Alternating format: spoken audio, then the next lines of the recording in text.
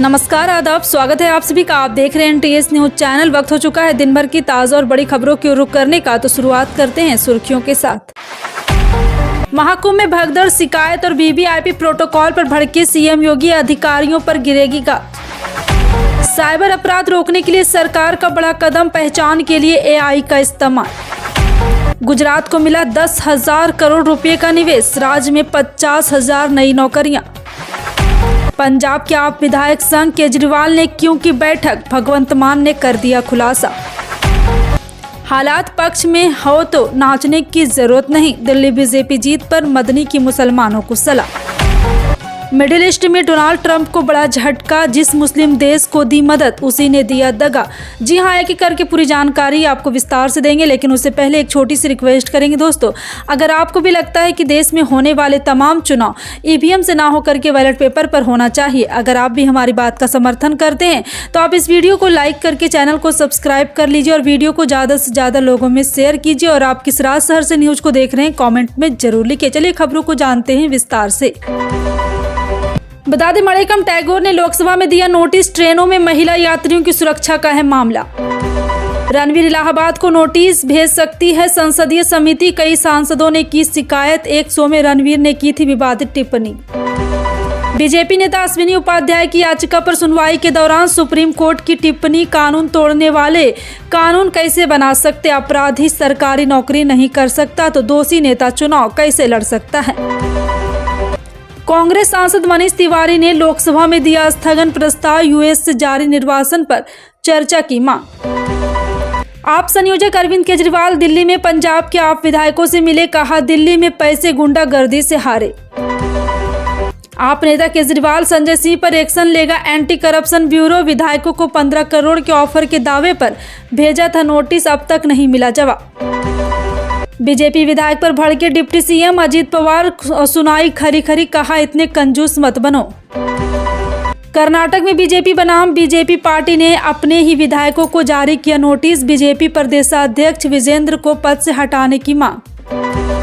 Rajasthan BJP अध्यक्ष मदन राठौर ने cabinet मंत्री किरोड़ी लाल मीणा और पीढ़ा को जारी किया कारण बताओ नोटिस, 3 दिन के अंदर मांगा जवाब। मीणा के सरकार पर फोन टैप करने का लगा था आरोप। महाराष्ट्र सरकार की कैबिनेट मंत्री पंकजा मुंडे करेंगे BJP से बगावत। पंकजा ने कहा गोपीनाथ मुंडे साहब के चाहने वाले हमारे साथ आए तो बनाएंगे अलग पार्टी।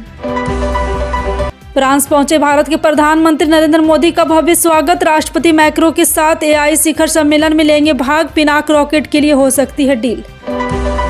भारतीय उद्योगपति अदानी से जुड़े धोखाधड़ी केस में अमेरिकी सांसदों ने अटॉर्नी जनरल को लिखी चिट्ठी, बाइडेन प्रशासन के खिलाफ जांच की मांग के फैसले को बताया बेवकूफ़ी भरा, लिखा रिश्ते बिगाड़ने का खतरा। अमेरिकी राष्ट्रपति डोनाल्ड ट्रंप ने गाजा में बंधकों को लेकर हमास को दी धमकी, 15 फरवरी तक सभी बंधकों को रिहा करने का दिया अल्टीमेटम, बंधकों की रिहाई न होने पर नार्च और चेतावनी दी।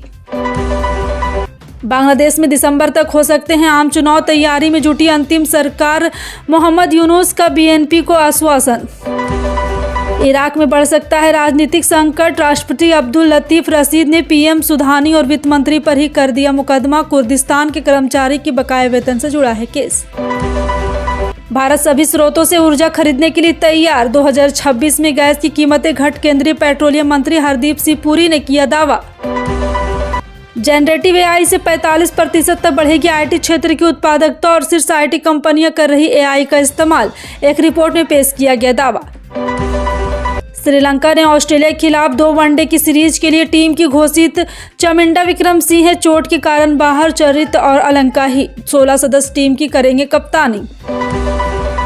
B-Proc ने कैंसिल किया रणवीर इलाहाबाद का पॉडकास्ट, बोले आप सनातन धर्म की बात करते हैं लेकिन सोच घटिया है, यह हमारा इंडियन कल्चर नहीं। तमिल एक्टर अजित कुमार का पुर्तगाल में हुआ एक्सीडेंट, रेसिंग ट्रैक पर हुई घटना, बाल बाल बचे एक्टर, साल में दूसरी बार कार हादसे का शिकार हुए अजित कुमार। दिल्ली में मुख्यमंत्री के नाम को लेकर चर्चाएं तेज होती जा रही। बीजेपी की तरफ से सीएम पद को लेकर नई दिल्ली सीट से अरविंद केजरीवाल को हराने वाले परवेश वर्मा का नाम सबसे आगे चल रहा। हालांकि यहां पे एक और मुद्दा सामने आया है जो कि बहुत ही विनाशपूर्ण है और आधिकारिक ऐलान नहीं किया गया। 14 फरवरी को प्रधानमंत्री नरेंद्र मोदी विदेश दौरे से लौटेंगे और इसके बाद ही दिल्ली के मुख्यमंत्री नाम का ऐलान किया जाएगा।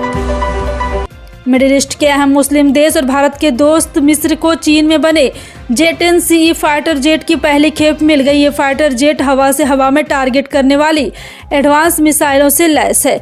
इससे पहले मिस्र की वायुसेना के बड़े अमेरिकी फाइटर जेट F-16 शामिल था, लेकिन इस बार उसके चीन में बने उन्नत तकनीक के फाइटर जेट J-10C को अपनी सेना में शामिल किया गया है।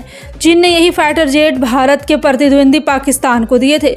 बुल्गारियन military.com के मुताबिक मिस्र ने अमेरिकी फाइटर जेट F-16 के पुराने बड़े बदलाव के लिए चीन में फाइटर जेट खरीदे। मिस्र ने चीन के फुर्तीले ड्रैगन के रूप में जाने वाले चौथी पीढ़ी को मल्टी रोल फाइटर जेट को खरीदने के लिए 19 अगस्त 2024 को डील फाइनल की थी। उत्तर प्रदेश स्थित प्रयागराज महाकुंभ को लेकर मुख्यमंत्री योगी आदित्यनाथ ने समीक्षा बैठक की। बीती रात को हुई बैठक में मुख्यमंत्री योगी आदित्यनाथ ने प्रयागराज के तमाम आला अधिकारी की जमकर क्लास लगाई। मुख्यमंत्री योगी आदित्यनाथ के निशाने पर खासकर प्रयागराज जोन के एडीजी भानु भास्कर और एडीजी ट्रैफिक सत्यनारायण थे। सूत्रों के मुताबिक मुख्यमंत्री ने अधिकारियों को हड़काते हुए कहा कि पूरे प्रयागराज की जिम्मेदारी आप लोगों पर थी, लेकिन चाहे भगदड़ का दिन हो या फिर आम दिनों की भीषण और ट्रैफिक अव्यवस्था, आप लोगों ने गैर जिम्मेदाराना काम किया है। यही नहीं, मुख्यमंत्री योगी आदित्यनाथ ने कहा कि जिस तरीके से आला अधिकारी मेले के प्रमुख स्नान के दौरान मौके से नदारद रहे, उसे देखते हुए कई अधिकारी पर सस्पेंशन कार्रवाई बनती है। आम आदमी पार्टी की दिल्ली में करारी हार के 2 दिन बाद पार्टी के पूर्व नेता आशुतोष ने कहा कि पार्टी बहुत पहले ही खत्म हो चुकी थी। 8 फरवरी को बस नतीजे दिखाई दिए। उन्होंने चेतावनी दी कि अरविंद केजरीवाल के नेतृत्व वाली पार्टी को पंजाब में अपनी पकड़ बनाए रखने के लिए संघर्ष करना पड़ेगा, क्योंकि उसने क्रांति की नैतिकता खो दी है। आशुतोष कभी अरविंद केजरीवाल के करीबी सहयोगी थे। दिल्ली विधानसभा चुनाव में आम आदमी पार्टी की बुरी तरह हार हुई है। आपको 22 सीटें मिली है, वहीं 48 सीटों के साथ बीजेपी ने शानदार जीत हासिल की है। आशुतोष ने सोशल मीडिया प्लेटफॉर्म एक्स पर लिखा कि आम आदमी पार्टी तो उसी दिन खत्म हो गई जिस दिन इस पार्टी के लोग चार्टर्ड फ्लाइट से चलने लगे, प्रेसिडेंशियल स्वीट में रहने लगे, अपने लिए शीश महल बनाने लगे, जेट प्लस सिक्योरिटी लेने लगे। साइबर अपराध रोकने के लिए केंद्र सरकार बड़ा कदम उठाने जा रही है। दरअसल सरकार साइबर धोखाधड़ी में इस्तेमाल होने वाले मुखौटा खातों की पहचान के लिए AI तकनीक का इस्तेमाल करने पर विचार कर रही है। केंद्रीय गृह मंत्री अमित शाह ने यह जानकारी दी। गृह मंत्रालय की संसदीय सलाहकार समिति की सोमवार को साइबर सुरक्षा और साइबर अपराध विषय पर बैठक हुई है, जिसकी अध्यक्षता अमित शाह ने की। इस दौरान शाह ने बताया कि भारतीय साइबर अपराध समन्वय केंद्र की सिफारिशों के आधार पर 805 ऐप और 3266 वेबसाइट लिंक ब्लॉक किए गए हैं। प्रधानमंत्री नरेंद्र मोदी इन दिनों ग्लोबल AI समिट में हिस्सा लेने के लिए फ्रांस के दौरे पर हैं। उन्होंने मंगलवार को पेरिस से AI के फायदे के बारे में दुनिया को बताया। पीएम मोदी ने कहा कि AI से सबकी नौकरियां जाने की अटकलें हैं, लेकिन इतिहास गवाह है कि नई टेक्नोलॉजी से नए अवसर बनते हैं। इस समिट विभिन्न देशों के राष्ट्रीय अध्यक्ष हिस्सा ले रहे हैं। AI के बढ़ते प्रभाव और इससे पैदा होने वाले संभावित अवसर और खतरे समिट में चर्चा का मुख्य विषय है। दुनिया भर से लोग इस बात को लेकर आशंकित है कि AI से बड़ी तादाद में नौकरियां जाएगी। प्रधानमंत्री नरेंद्र मोदी ने ग्लोबल फोरम से पूरी दुनिया को यह समझाने की कोशिश की कि नई तकनीक आने से नौकरियों के नए मौके बनते हैं। दिल्ली चुनाव के नतीजों के बाद अरविंद केजरीवाल मंथन कर रहे हैं। कैसे हार हुई, कहां चूक हुई, पार्टी नेताओं संग बातचीत कर रहे हैं। इस बीच अरविंद केजरीवाल ने पंजाब के आप विधायक संग बैठक की। आम आदमी पार्टी के चीफ अरविंद केजरीवाल ने मंगलवार को कपूरथला हाउस में यह बैठक की। इस बैठक में पंजाब के मुख्यमंत्री भगवंत मान और पार्टी के अन्य विधायक मौजूद थे। बताया गया कि बैठक महज आधे घंटे तक चली। अब सवाल है कि आखिर दिल्ली हारते ही अरविंद केजरीवाल ने पंजाब के आप विधायक की अहम बैठक क्यों की? क्या सच में अरविंद केजरीवाल की नजर पंजाब की कुर्सी पर है कि आम आदमी पार्टी के नेता कांग्रेस के संपर्क में है? दिल्ली विधानसभा में भाजपा को मिली बड़ी जीत पर जामियत उलमा हिंद के अध्यक्ष महमूद मदनी ने कहा, खादसात और आशंकाएं और उम्मीदें जिंदगी के साथ हैं। मुसलमानों को हौसला रखना चाहिए। हालात माफीक में हो तो नाचने की ज़रूरत नहीं और खिलाफ हो तो अफसुदा होने की ज़रूरत नहीं। मदनी को आगे कहा गया कि पहाड़ हो या दरिया हमारा रास्ता नहीं रोक सकते। हमने इस मुल्क को सोच समझकर चूज किया है, ये हमारा वतन है। मदनी ने भाजपा विधायक मोहन सिंह बिष्ट के उस बयान पर जिस पर उन्होंने कहा था कि मुस्तफाबाद का नाम बदल देंगे, इस पर मदनी ने कहा कि नाम तो देवबंद का भी बदल रहे थे और बदल भी दे तो क्या दिक्कत है, बस काम अच्छा होना चाहिए। उन्होंने कहा है कि हम उम्मीद करते हैं कि चाहे केंद्र की सरकार हो या राज्य की, इंसाफ, बराबरी, इज्जत सारी जनता को बाकी रहना चाहिए। बराबरी के अधिकार रहने चाहिए। किसी कौम की सुप्रीमेसी डेवलप की जाए, ये हमें मंजूर नहीं। मुख्यमंत्री ने गिफ्ट सिटी के मैनेजिंग डायरेक्टर तपन रे, नीति आयोग की निदेशक देवजानी घोष, विज्ञान एवं प्रौद्योगिकी विभाग के प्रधान सचिव मोना खंडार और आमंत्रित उद्योगियों की मौजूदगी में इस नीति का शुभारंभ किया।